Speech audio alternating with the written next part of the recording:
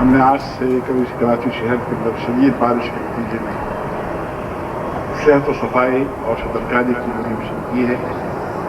ان شاء اللہ تعالیٰ جو ہم نے کہا ہے اللہ اس میں کامیاب ہوں گے. اللہ کے بھروسے کے اوپر ہم نے یہ کام شروع کیا ہے.